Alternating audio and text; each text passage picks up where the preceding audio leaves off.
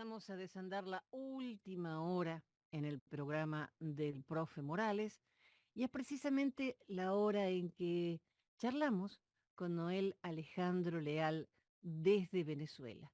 Hola Noel, muy buenas madrugadas. Madrugadas, Jenny, profe y a todos los que nos acompañan hoy. Gracias por esta nueva oportunidad. Noel, estaba viendo el conflicto ahora con Chile, con el secuestro de este ex militar. ¿Quién es Ronald Ojeda Moreno? ¿Qué es lo que ha pasado?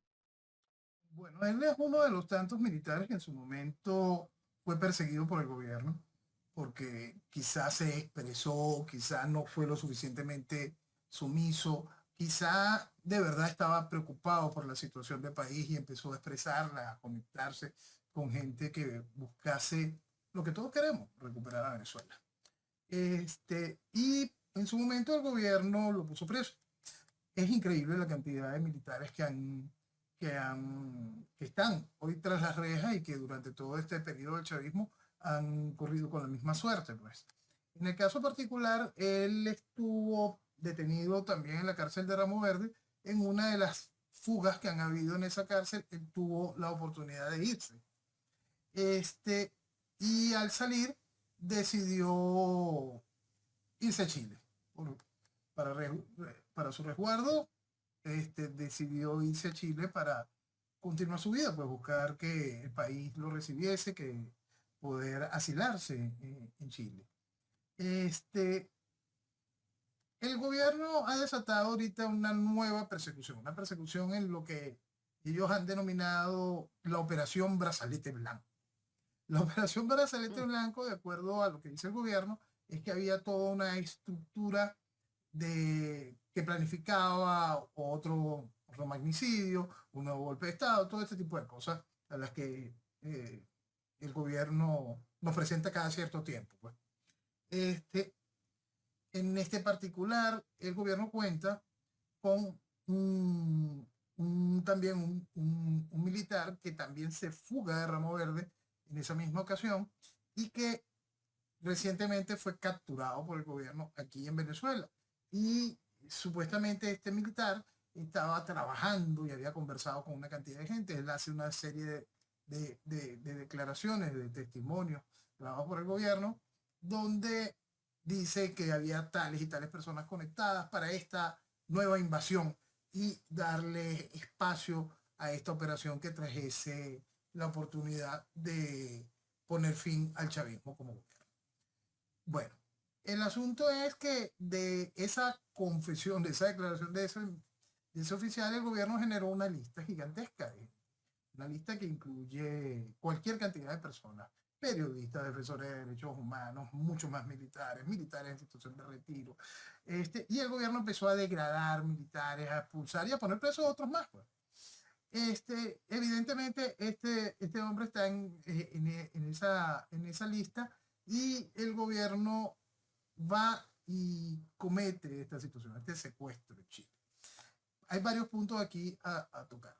Vamos, vamos al punto. ¿El gobierno lo está haciendo porque supuestamente esta lista es real y vamos a perseguir a este tipo? ¿O el gobierno lo está haciendo porque tú te escapaste y no? Así no se juega. Tú vas a pagar. Entonces nos hiciste quedar en ridículo, por lo tanto tú vas a pagar. Esas son cosas tradicionales en este tipo de regímenes. Pero ahora vamos a lo que importa. La situación de este oficial en Chile. Este oficial se va a Chile, en Chile recibe asilo político y piensa que por supuesto se encuentra bajo el resguardo del Estado chileno con tranquilidad, pues para poder desarrollar su vida regular. Hay una operación que queda registrada en las cámaras de vigilancia de su edificio, donde llega un grupo de hombres portando armas largas y con uniformes de la Policía de Migración chilena. Aparentemente conversan con el hombre sale y sale con muy poca ropa. Y inmediatamente este grupo se lo lleva. Los testigos dicen que oyeron acento venezolano, pero si este militar reconoció un acento venezolano porque abrió la puerta y salió de buena gana. Aquí hay muchísimas cosas. Estamos hablando de una operación que a todas luces muestra que el gobierno de Chile sabía y fue permisivo de la misma. Hay que recordar que a inicios de este año el gobierno de Chile firmó un convenio de cooperación policial y de inteligencia con Venezuela, convenio muy similar al que tiene Venezuela con Cuba, convenio que abre una puerta a una serie de interrogantes con respecto a esta situación. Pero vamos a poner un punto aparte. Venezuela, la tiranía venezolana se va a hacer responsable de sus actos.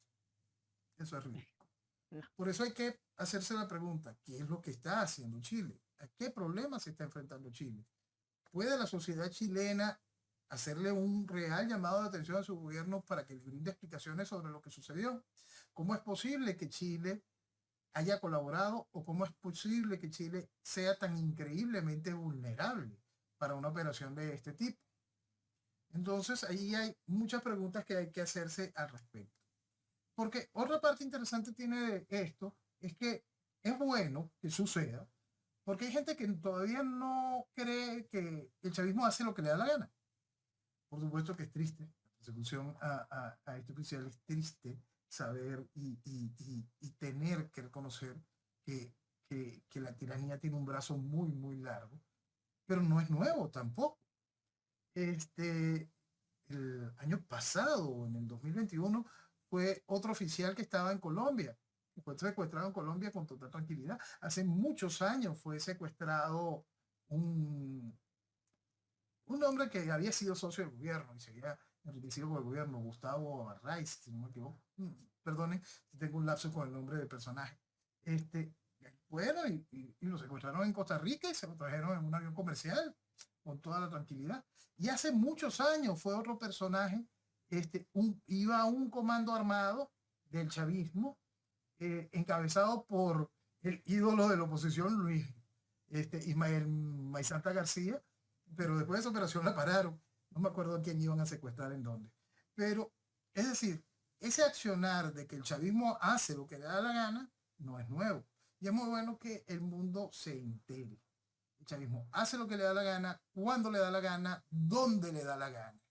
Y ese dónde le da la gana tiene hoy en Chile un colchón muy grande con respecto a un gobierno que dice pendejadas, pero que por debajo dice, Maduro, tú eres feo, pero por debajo Maduro, qué bueno, mira, aquí te tengo este regalito. Y eso es lo normal en estos gobiernos de izquierda, que están perfectamente comunicados, pues comulgan a la perfección en lo que realmente son sus intereses. El brazo largo del chavismo no tiene límite en ese sentido. Estamos hablando de un gobierno, repetimos constantemente, que desde su inicio persigue, secuestra, tortura y mata. Es su forma de trabajo, es su constante accionar. Entonces simplemente la persecución no tiene fronteras y más, con más razón o con más tranquilidad en los países que son amigos de ellos, que forman parte de ese mismo eje, de lo que es el socialismo como gobierno, el socialismo como hilo conductor de una acción criminal. Pero es terrible para el ciudadano chileno. A este señor se le dio asilo político en 2023.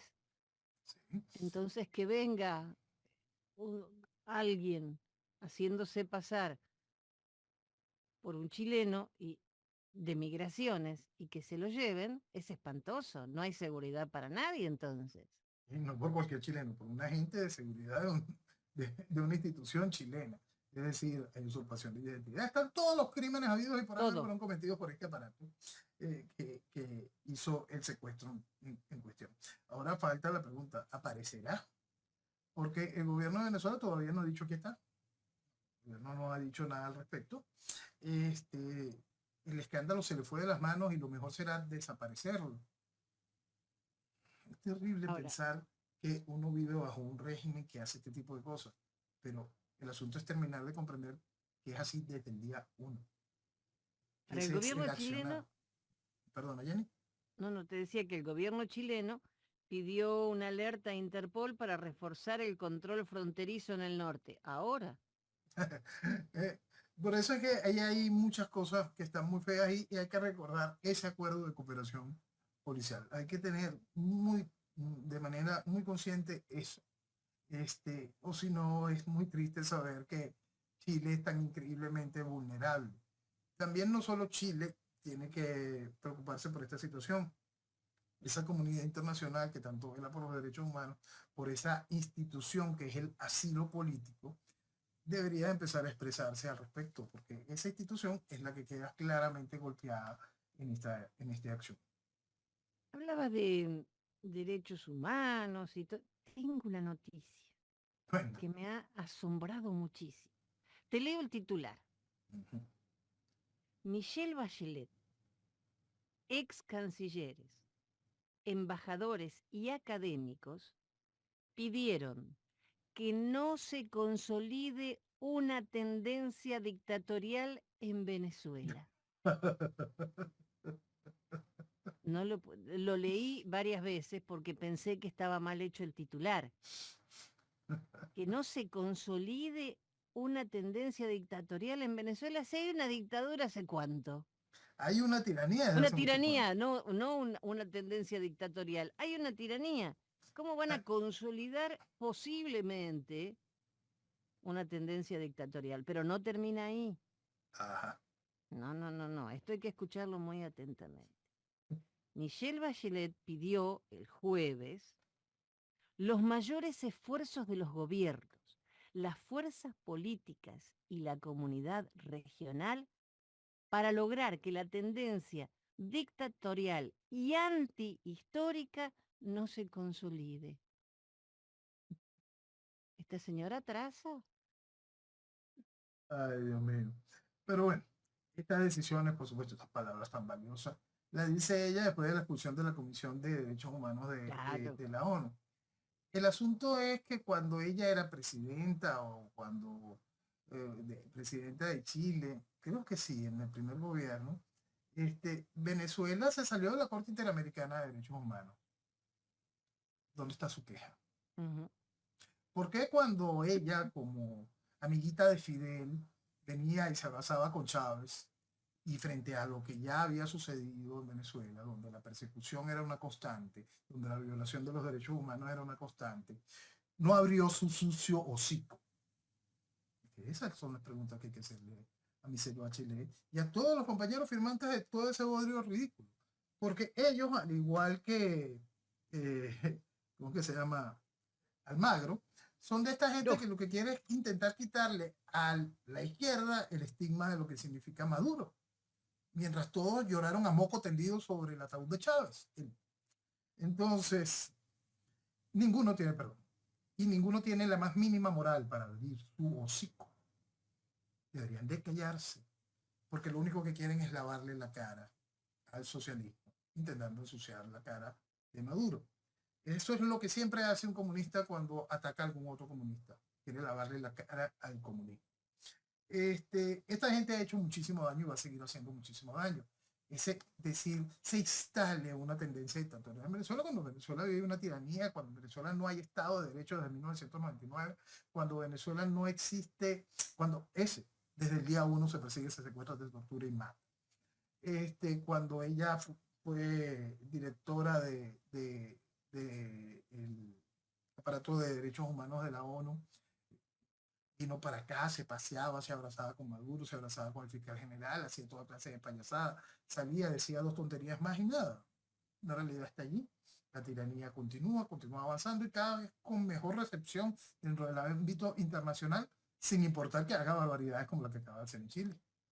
Sí, pero fíjate que a pesar de todo, que puede haber una tendencia dictatorial, en una parte el escrito dice, la democracia venezolana solo recuperará el camino hacia una condición de respeto en el mundo si sus ciudadanos pueden entregar su voto en un escenario de plena vigencia de los derechos humanos y de libertades políticas donde la pluralidad sea efectiva.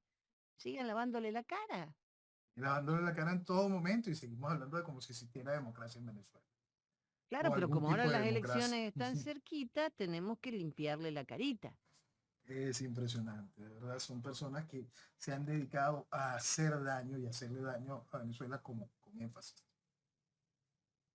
Bueno, dejemos a la señora Bachelet un ratito.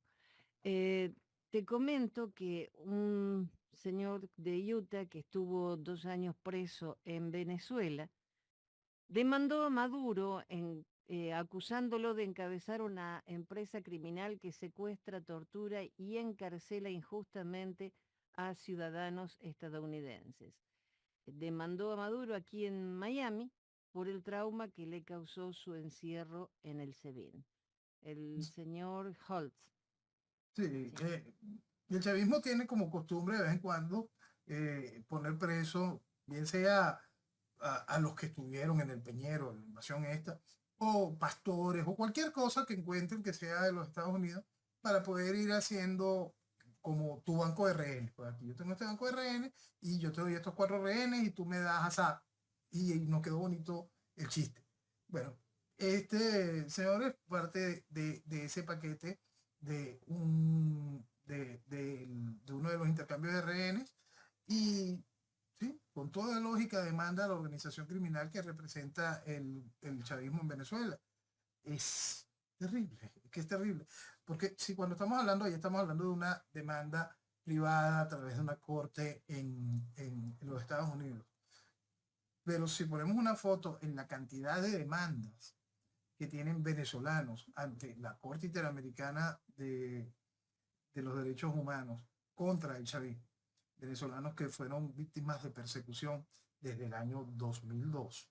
Entonces, tenemos que darnos cuenta de que la cantidad de demandas por las que pasa Venezuela en un futuro, que Venezuela tendría que pagar después de que logre su institucionalidad al poder extraer la tiranía, son realmente grandes, son realmente impresionantes, porque todo eso forma parte del legado del chavismo, una estela de crimen, de tortura, de desolación, de privación de libertad, una estela de demandas que tendremos que pagar para el verdadero restablecimiento del Estado venezolano. No la fantasía y las pendejadas que hablaba de Chile respecto a la democracia, cosas de esas, sino el restablecimiento de lo que es un país, un Estado que se compromete a resarcir el daño que fue hecho con las herramientas del Estado.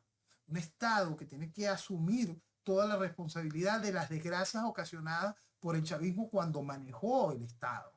Entonces, eso sí es la recomposición de un Estado y es lo que puede hacer que de nuevo Venezuela forma parte del concierto de las naciones de una manera íntegra.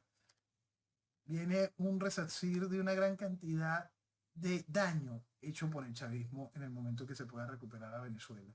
Y daño muy grande, daño, sobre todo ese daño a los venezolanos que están demandando a Venezuela. Eso es una de esas cosas que con mucho dolor hay que terminarlas de comprender, porque son venezolanos que fueron torturados, son venezolanos que fueron perseguidos, y en eso pagan también cualquier cantidad de extranjeros que aprovecharán esas vías. Pues este recurre directamente a la justicia de su país, que es un trámite que puede ser mucho más efectivo que el trámite que tienen muchos venezolanos ante la Corte Interamericana. Más recordamos que Venezuela en la actualidad está libre de la Corte Interamericana de Derechos Humanos. Chávez, no Maduro, Chávez fue el que exigió en su momento salir de ese convenio. Eso es bien importante recordarlo para los que dicen yo soy chavista pero no soy madurista o cualquiera de esas pendejadas. Chávez fue un criminal, Chávez sembró todo esto y lo que estamos viviendo simplemente es su legado. Sí, no habría Maduro si no hubiese habido un Chávez. Exactamente. Eh, hay cosas que te dejan un poco como diciendo, ¿qué hago ahora? ¿Qué digo ahora? Porque todo esto que contás es muy duro. Y, y la oposición, en lugar de armar un frente común, piden no tener miedo de mostrar respaldo a María Corina. Porque todo el Pero mundo lo quiere meter en esa fantasía de la democracia y creer que existe algún tipo de vida democrática para salir de esto. ni siquiera se toma en serio la realidad de lo que estamos viviendo. Ese es el principal problema. Como no queremos enfocar el problema desde el punto de vista ideológico, como no queremos entender qué es un proceso revolucionario, como no queremos comprender lo que ha sido el aparato primero de penetración y hoy de control de la Fuerza Armada, como no queremos, como se quiere creer en la fantasía de que en Venezuela existe algún tipo de institucionalidad, como se pretende creer que existe de alguna forma algún tipo de respaldo a una decisión política contraria a las intenciones del chavismo, eso es, y que haya gente medianamente pensante que por su necesidad de mentirse consuma esa fantasía, es realmente preocupante, es realmente absurdo, raya en lo ridículo. Cuando en el 2019 vino el show este de El Guiado y el gobierno interino, desde el principio calificamos de que, entre todas las cosas que fuimos explicando, explicamos que el hecho de la presidencia real efectiva jamás la iba a tener. Y era un asunto Sí. de anteojito, estaba clarito. No importa lo que dijeran en el mundo, no importa la payasada que fuese recibido porque fuese recibido, simplemente la presidencia efectiva no la iba a tener. ¿Por qué? Porque conocíamos una realidad, la total desconexión de ese aparato opositor con la Fuerza Armada. Entonces, si ese aparato opositor tiene una total desconexión con la Fuerza Armada, si la Fuerza Armada sospecha, lo que quede de la Fuerza Armada medianamente decente, sospecha que mucho de ese aparato opositor ha colaborado para la permanencia del gobierno, que mucho de ese aparato opositor traicionó a distintos militares que quisieron ejecutar el cambio, por supuesto, era claro que ese chiste no iba a poder conectarse y por lo tanto no iba a existir la presidencia efectiva. Ahora, pensar que 5 años después del 2019 casi,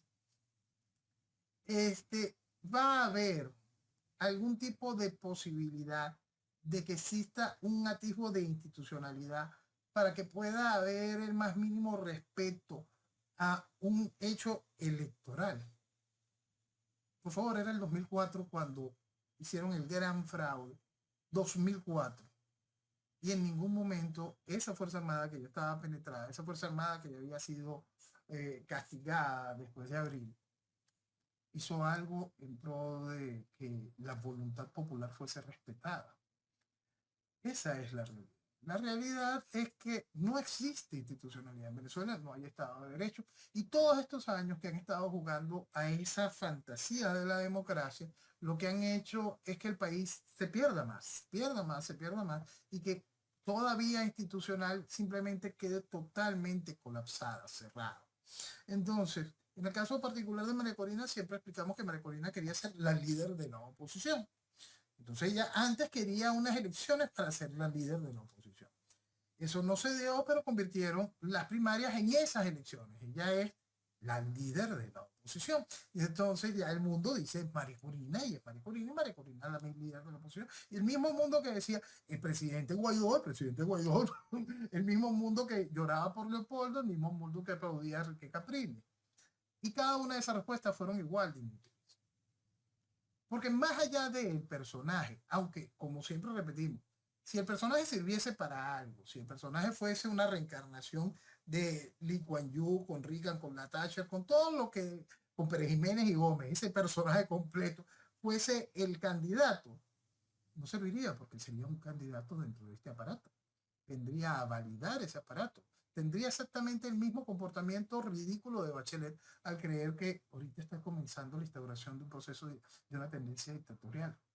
Sería tan más ridículo y por supuesto mucho más criminal porque es un venezolano enterrando el país. Entonces es increíble que todavía ese discurso tenga cuerpo y tenga quien lo compre. Y eso es lo que más daño le hace al país. Que todavía exista una sociedad tan necesitada de mentirse que no quiera entender esas realidades clásicas, fácticas, tan contundentes.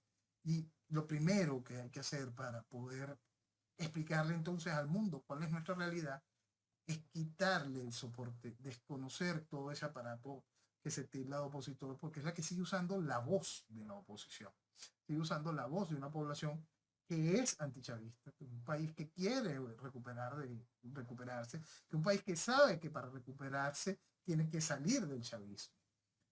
Pero no, te dicen, no, mira, el acuerdo nacional, la importancia de que el chavismo permanezca. Ni siquiera se lo dicen para convencer a la población, se lo dicen intentando quebrar esa unión monolítica que es el chavismo. Porque ellos saben que políticamente no son nada dentro de un referente político formal. Ellos saben que mientras estén en el poder pueden ser todo, pero fuera del poder simplemente no son nada. Son algo totalmente vacío, ridículo. Entonces, ni siquiera pensar que pueda haber algún tipo de quiebre, que pueda dar un espacio distinto a lo que es la decisión del chavismo de manera vertical. Es tan ridículo que tanta gente valiosa se sume a esa estupidez. Asusta porque cierra mucho las puertas de la gente valiosa para la reconstrucción del mañana. Porque esa gente que quiere esa mentira, que abraza esa mentira, mañana va a querer que las nuevas mentiras se impongan y no enfrentar al país hacia las verdades necesarias. Noel, cambiemos un poquito el tema, pero dentro de Venezuela, el derrumbe de esta mina ilegal fue algo muy duro, pero no vi que se le diera la importancia que realmente tiene. No hay una mayor conservación en el país, no hay la más mínima preocupación en realidad. No hay la más mínima preocupación. Estamos hablando de más de 130 víctimas de lo que se conoce y de lo que se conoce en este derrumbe. Porque ¿cuántas minas ilegales hay que no se sabe lo que sucede? ¿Cuántas veces han habido escándalos menores sobre guerras entre bandas por el control minero y matan 20, 30, 35 personas? Y al día siguiente simplemente no hay más nada. La gente está hablando del último concierto que hubo, o la nueva pendejada que dijo Maduro, o la estupidez que dijo María Corina. Frente a la realidad del país, de ese país, donde la gente muere por cientos y simplemente no importa. Donde un país donde la minería ilegal extrae lo que pudiese ser la recuperación de Venezuela en menos de un año de producción, porque lo que se está sacando en minería en Venezuela no tiene nombre, lo que se está sacando en oro, en piedras preciosas, lo que se está sacando en tierras raras, simplemente sería la recuperación de Venezuela en un año. Esa es la realidad. Entonces, 130 muertos genera algún tipo de discusión, problema, señalamiento, algo, alguien que diga algo, qué está pasando en el arco minero, qué está pasando en los parques nacionales, qué está pasando. No, eso no tiene la más mínima importancia. Simplemente estamos en campaña debido a la fiesta democrática. Sí, esa era una zona agrícola, pero con todas las crisis dejaron de trabajar el campo y se volcaron a la minería y a la minería ilegal. Y es así Pero en todos lados. Zonas agrícolas, zonas de reserva, zonas indígenas. Es así en todas partes. Aquí, ahí, porque hubo más dolientes. ¿Por qué? Porque está cerca de un lugar medianamente reconocido. Pero ¿qué cree que sucede en el Amazonas, en nuestro estado de Amazonas? ¿Qué cree que sucede allá adentro? ¿Qué pasa por allá abajo? Que esas simplemente increíbles, incuantificables y no demarcadas, no señaladas, de donde se está extrayendo todo lo que estábamos hablando y son miles de millones de dólares. Entonces, lo que sucede es horrible.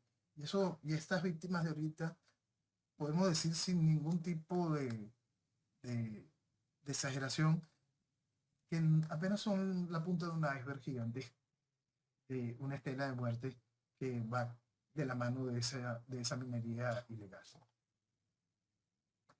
sí, ni hablemos también de todos los indígenas que mueren y tampoco le importa a nadie. A nadie, porque eso es una de las cosas que ha logrado ser el socialismo. Siempre decimos que el socialismo hace que estés tan preocupado por sobrevivir que te olvidas que tienes derecho a vivir. Entonces, en eso vas haciendo que la propia sociedad esté tan ocupada de su propia supervivencia que no está consciente de lo que está pasando con el resto del país, que no está consciente que aquello también forma parte de su vida, de su día a día, de su entorno, que es Venezuela, que es una de las tantas heridas que le está causando a Venezuela, que la están desangrando y por la cual sufrimos todos en el fondo, porque lo que se está perdiendo es el país, y cuando tú pierdes el país, pierdes tu casa, pierdes tu hogar, pierdes todo. Tanta gente, tanto venezolano que está en el mundo, que hoy siente ese desarraigo, en ese momento en que fue ese desarraigo forzado, que tuvieron que perder país y con él familia, con él todo. Pensemos un solo momento los venezolanos que permanecemos aquí y que no estamos sumados a la desgracia de lo que es el chavismo, que no estamos involucrados en ninguna de las burbujas de lavado, que no estamos involucrados en la estupidez, en la fantasía electoral de la oposición. Eso que pensamos en país, entendamos. Esta realidad es la misma desde el principio. Todo el aparato político, comunicacional, está volcado para que esta realidad continúe. Eso es lo que tenemos que cambiar. 130 muertos, no importa. Simplemente no importa. Imagínense el escándalo. Ahorita que estábamos hablando de Chile, recordemos a los 33 mineros y cómo se movilizó todo aquel gobierno y cómo fueron un ejemplo para el mundo de esa realidad. Pero aquí simplemente nada importa. Impresionante. Noel, vamos a hacer un recorrido de una visita que ha hecho don Lavrov. El lunes en La Habana, obviamente criticando a Estados Unidos. Después, el señor se fue para Venezuela diciendo que tanto Venezuela como Rusia son víctimas de sanciones irracionales. Y Lavrov dice que Venezuela es uno de los amigos más cercanos y de confianza en América Latina y en el mundo en general. Así es. Así es como explicamos también hace poco, es la segunda visita en menos de un año del canciller Lavrov a Venezuela, a Cuba, Venezuela y Brasil. La segunda visita en menos de un año. Es bien interesante toda esa estructura porque, como bien señala Lavrov, Venezuela y Rusia víctimas de sanciones.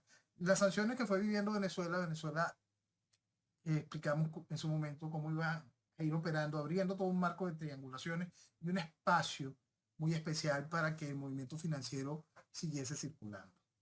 Eso prendió ciertas alarmas y prende alarmas a distintos niveles, ¿no? La situación vivida por Venezuela, la cantidad de dinero perteneciente a Venezuela que estaba en bancas internacionales, en distintas, bien sea fondos de reserva o liquidez perteneciente al Estado venezolano que fueron congelados. En el momento en que comienzan las sanciones contra Rusia, Rusia empezó a vivir mucho de ese espectáculo. Más o menos el mismo tipo de sanciones, muchísimo dinero, simplemente hasta hoy en día robado. Reservas de capital del Banco Central ruso, Rusia no tiene acceso en el mundo. Es decir, Rusia consciente de eso, China consciente de eso, muchos países de la estructura vinculada a los BRICS conscientes de eso, ya habían evaluado toda una estructura de intercambio financiero por fuera del esquema dólar, por fuera del esquema de instituciones estadounidenses. Entonces, cada uno de este tipo de cosas va en pro de ese vuelco que siempre hablamos, un vuelco que cambia lo que fue nuestro modo de vida a un proceso al nuevo modo de gobernar. Y es un modo al cual si se tuviese un mínimo de sentido común, estuviese la gente realmente preocupada. Pero no, eso se ha ido hasta perdiendo también. Entonces, lo cierto es que la relación entre el gobierno de Putin y el chavismo ha sido constante, ha sido fuerte. En el caso particular de Lavrov, es bueno recordar que Lavrov durante todos los años de gobierno de Putin, Putin como presidente, Putin como primer ministro, Putin como presidente otra vez. Es decir, en estos 24 años de inicio de siglo, Lavrov ha sido el único canciller de Rusia. Entonces eso también es importante para que la gente tenga noción de quién es el personaje y su relevancia. Como dato curioso, entre tantas cosas que hablar de eso, estuvo el hecho de lo que sucedió en Brasil. Lavrov llega, por supuesto, con un avión ruso a Brasil Y en Brasil no pudieron repostar combustible porque ninguna de las compañías encargadas de eso quiso tener problemas con las sanciones eventuales que pueda colocarle Estados Unidos. Entonces Lavrov tuvo que irse en otro avión, este, y tendrán que llevarle combustible al avión ruso de algún otro lado y poder eh, elevar desde Brasil. Es increíble el mundo, ¿no? Es increíble la cantidad de huecos y vericuetos y cosas tan interesantes. Porque esa cosa que es Rusia, esta cosa que es la guerra de Ucrania, este mundo lleno de disparates, ahorita hay uno de esos disparates que está tomando un cuerpo especial, que es Transnistria. Nosotros hemos hablado varias veces de Transnistria y hemos hablado mucho de Transnistria en torno a la situación de la guerra de Ucrania. Cuando comenzó el asunto de la guerra, yo explicaba que si la guerra se alargaba, si la guerra no encontraba solución pronta, Transnistria iba a entrar en juego. ¿Qué es Transnistria? Transnistria es una franja que está en Moldavia, pertenece a Moldavia, pero esa franja la tiene tomada Rusia desde los tiempos soviéticos. Cayó la Unión Soviética y todo eso, pero esa franja está allí. Una franja que no reconoce la soberanía de Moldavia. Ellos se identifican como país, han contado, por supuesto, con mucho sustento de la Rusia no soviética, de la Rusia actual, mucho sustento. En aquel momento, en los momentos previos, muy previos a la caída de la Unión Soviética, la Unión Soviética llenó esa franja de ucranianos prorrusos, algo que comentamos mucho en ese tiempo, y era como para hacerle un pequeño alicate a Ucrania. Ok. Transnistria, para finales de este mes, va a ser un referéndum para decir que ellos quieren anexarse a Rusia, ser formalmente parte de Rusia. Cuando empezó el conflicto en Ucrania, nosotros explicamos que si la guerra se prolongaba, Rusia iba, por supuesto, a mantener Crimea, iba a hacer este espacio de la república que se anexó, de las repúblicas del Donbass, y que si la guerra no tenía un corte de conversaciones de paz en lo inmediato, Rusia iba a activar ese alicate y posiblemente Ucrania quedaría hasta sin costa. Es decir, que veremos un gran avanzar en combates porque lo que significa Odessa para Rusia es algo muy importante. Entonces, es un asunto bien complicado porque el no haber puesto fin a la guerra en las conversaciones de paz que hubo al inicio del conflicto, el no haber puesto fin a la guerra en las conversaciones de paz que después fueron protagonizadas en Turquía, eso va generando este calor. Transnistria está allí y ha sobrevivido todos estos años por una razón. La razón está muy próxima a ser demostrada. Es impresionante esa realidad y forma parte de esos disparates que no entendemos durante tantos años. ¿Por qué se mantenía esa franja allí? ¿Por qué Transnistria estaba allí? La lógica de estos tiempos lo explica. Solo un 30% de sus habitantes se identifican con Rusia. En realidad, el poblador de Transnistria y todo lo que se diga de información del poblador de Transnistria puede ser mentira. Sí. Porque Transnistria simplemente es una fantasía extraña, es una cosa realmente extraña. Que te diga algún medio occidental que esa es la realidad, que te diga algún medio prorruso que la realidad es totalmente distinta, en realidad nunca lo sabremos. Porque eso que existe allí entre Ucrania y Moldavia tiene una identidad y una forma de gobierno y un accionar por parte de su población como si estuvieran al principio de los 80. Es un enclave que se quedó en los tiempos de la Guerra Fría y allí está. Y funciona bajo el esquema soviético, aunque no existe esquema soviético hoy. Entonces, todo lo que se diga de allí es absolutamente falso. No importa el resultado real del referéndum o si alguien va y vota. El resultado va a ser, queremos sumarnos a Rusia. El asunto es qué va a decir Rusia, porque la decisión viene después por parte de Putin y de parte de la Duma y la explicación de cada una de ese tipo de situaciones. Ah, puedes tenerlo como un territorio donde está Ucrania en el medio. Sí, cómo no. Sí, cómo no. Entonces, nosotros tenemos que entender que para algo estuvo todos esos años esa franja ahí, algo que yo siempre vivo recordando, y que desde el inicio de esta guerra, esta franja iba a ser protagonista de una realidad que está allí y cobra cuerpo como realidad por aquella barbaridad de extender la OTAN a los países del este. Eso fue una barbaridad porque se estaba jugando con candela, pues. Que ellos tienen Ujú. armas nucleares, entiéndanlo, que ellos tienen armas nucleares. Y tener esa franja de países que se mantuviesen como países eh, en paz, países que no pertenecían a la OTAN, países que no estaban vinculados a la Federación Rusa, era algo muy importante. Eso se perdió. Y al perder eso, se rompe el equilibrio. Ahora, la población son 500.000 de habitantes nada más. Uh -huh, uh -huh. Eso es solo una franja, igualito, como te digo. Y esos números de 500.000 de habitantes puede ser una absoluta mentira. Quizás nada más sean 100.000, o quizás sea 1.000.000, o del 500.000 de habitantes, 455.000 sean soldados. Entonces, También, sí, esas son realidades que tenemos que entender sobre una brecha oscura en el corazón de Europa. bien oscura. Ujú. Seguimos en Europa. ¿Por qué no hablas un poquito de la protesta de agricultores que está habiendo en Europa? Eso es bien importante, y es bien importante en un sentido bien grande. Vamos a colocar, la protesta de los agricultores tienen toda su lógica dentro del esquema salvaje de lo que es Agenda 2030 y todo este esquema que va a impedirnos hasta comer carne, porque las vacas contaminan, vamos a tener que comer insectos y toda esta cantidad de cosas que van buscando matar hasta la agricultura, pues, porque tenemos tenemos que ser reconducidos. Pero vamos a tomar ese punto.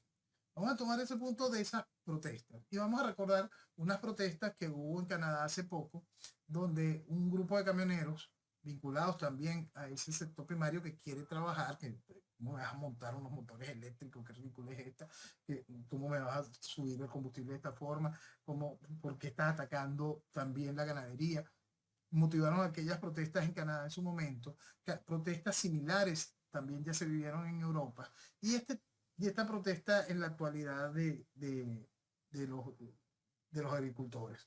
Igualito encontramos protestas de todo tipo, que son distintos focos de rebeliones. Rebeliones en muchos casos que buscan un proceso reivindicativo.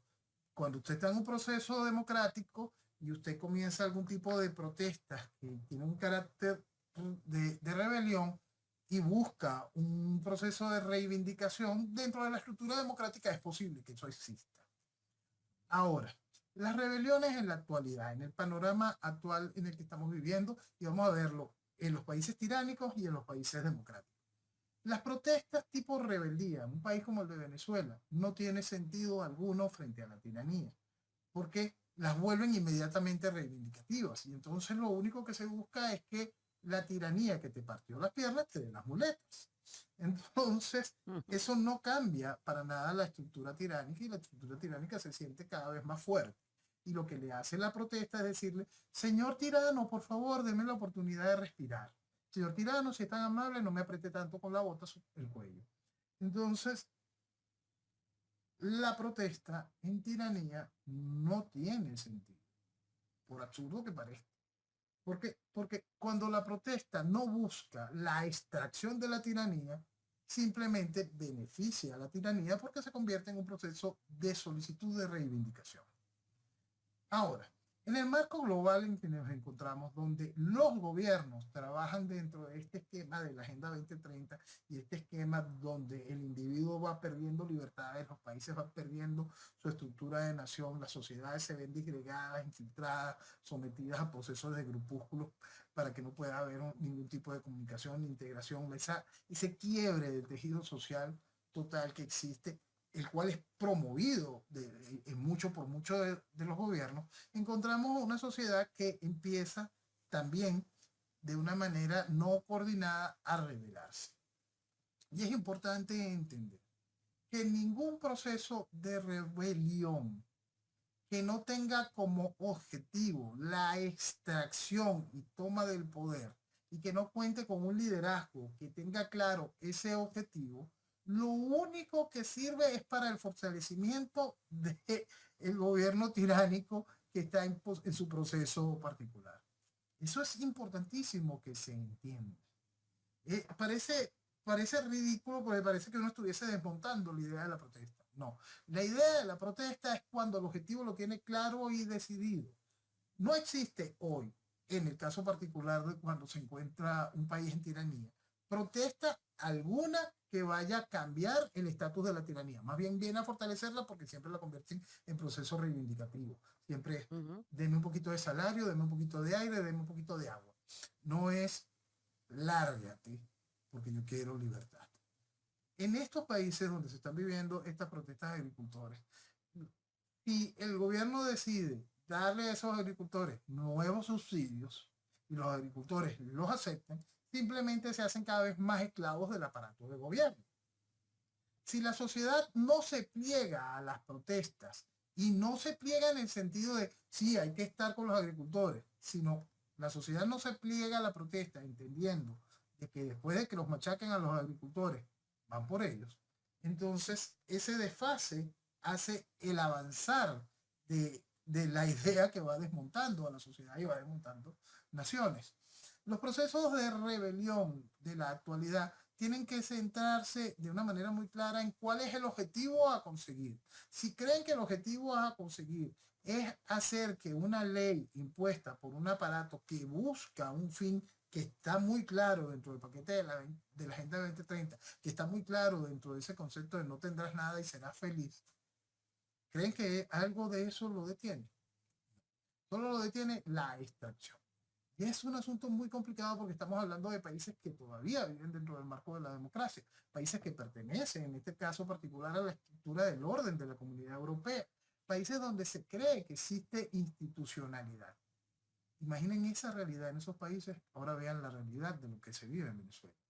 Un país con 25 años totalmente ausente del Estado de Derecho, con 25 años sin ningún tipo de instituciones, con 25 años en una tiranía instaurada, con 25 años de colaboracionismo directo por parte del aparato opositor. Un país que es la principal reserva petrolera del planeta y lo han puesto a comer de la basura. Esa realidad la vive Venezuela y es muy bueno que cada uno de los países del mundo que están enfrentando este tipo de protestas, este tipo de rebeliones, donde el norte no está claro y el liderazgo no entiende cuál es el norte, simplemente lo único que traen es la posibilidad de que sus gobiernos se hagan más fuertes.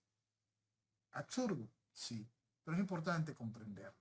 En el proceso de lo que se vivió en Canadá se llegó hasta el hecho de perseguir a quienes facilitaban la protesta de los camioneros. Es decir, si venía alguien y hacía una compra de agua, insumos, y se veía que esa compra estaba destinada a fortalecer la protesta de los camioneros, ese alguien podía correr el riesgo de que su cuenta de banco fuese bloqueada. Estamos hablando de Canadá, estamos hablando de un país donde supuestamente existe libertad e institucionalidad. Esas ideas, es muy bueno que la gente la tenga en clara y que vea la fotografía de un país como Venezuela, donde todo eso simplemente se perdió. Donde Venezuela vive en la ficción, donde Venezuela vive en toda clase de burbujas raras, mientras existen los desastres como los que mencionamos.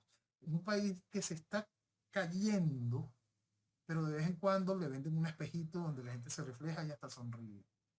Es muy importante entender eso.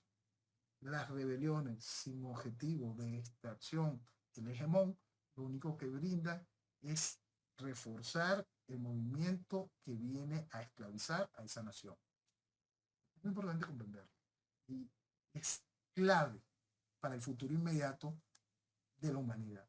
Porque una humanidad que mañana esté sometida a la idea de que tiene que vivir comiendo insectos, una sociedad que tiene que estar sometida mañana a la idea de que técnicamente es obligatorio de que tu hijo tenga que ser homosexual, una sociedad que está obligada a someterse a una mentira, a reformar la historia para poder aceptar una mentira ideada por un concepto racial.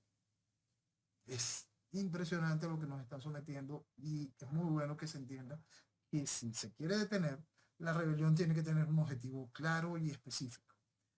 En Venezuela, cuando el cuerpo social del país salía a protestar, el liderazgo político decía que el venezolano sale a la calle a protestar por papel toalé y pollito, porque según ellos, la gente no entendía lo que es la libertad y no puedes hablarle de libertad. Así quebraron un país.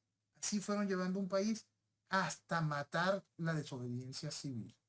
Es muy importante que ese desgaste al que fue sometido a Venezuela, gracias a un liderazgo cómplice, colaboracionista, no sea al mismo desgaste al que se somete a ese sector primario, ese sector que hace posible que todos podamos comer, hace posible que todos tengamos esa libertad de elegir hasta qué comemos.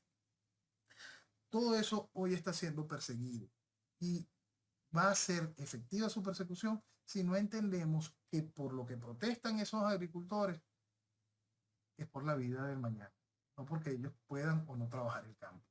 El asunto es explicárselo hasta a esos mismos agricultores y que entiendan que lo que están haciendo es asegurando el mañana de todos y que todos debemos colaborar en la consecución de ese mañana, entendiendo claro cuál es el objetivo de una protesta, cuál es el objetivo de una rebelión. Noel, hoy dijiste algo que la gente cree que es una frase.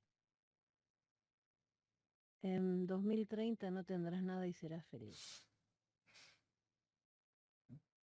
Y no se entiende. No se entiende y se desliga de lo más importante, del contenido ideológico de la frase. El proceso que nosotros estamos viviendo es un proceso socialista. ¿Qué buscan los procesos socialistas? Un proceso de transformación de la sociedad. Por eso es que el socialismo no se cree. Por eso es que el socialismo es antinatural. Si usted viene a transformar la sociedad para convertirla en un ente el cual pueda esclavizar, que es lo propio que busca el socialismo, por supuesto, no se puede desvincular el accionar contra ese aparato del proceso ideológico como tal. Cuando queremos separar este asunto entre patriotas y globalistas, y no entendemos que lo que queremos, lo que nos quieren mostrar como patriotas últimamente, es a China y a Rusia.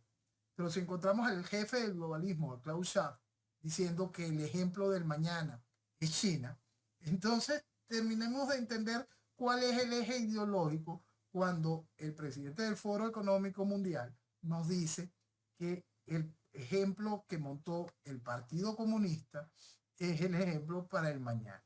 Cuando vemos a todos estos grandes capitales de empresas que hacen vida dentro de este formato que busca ese no tendrás nada y serás feliz, implementan estructuras que están absolutamente vinculadas al proceso socialista, un proceso que ha venido debilitando al individuo, a la familia, a la sociedad y a la nación. Cuando no queremos entender que ese no tendrás nada y serás feliz, es todo un aparato que ha ido arropándonos como sociedad, haciendo ese fin del tejido social y generando esa falta de objetivos, de trascendencia como individuos, de trascendencia hacia la familia. Cuando se pierde todo eso, no tendrás nada y tampoco, por supuesto, no serás feliz.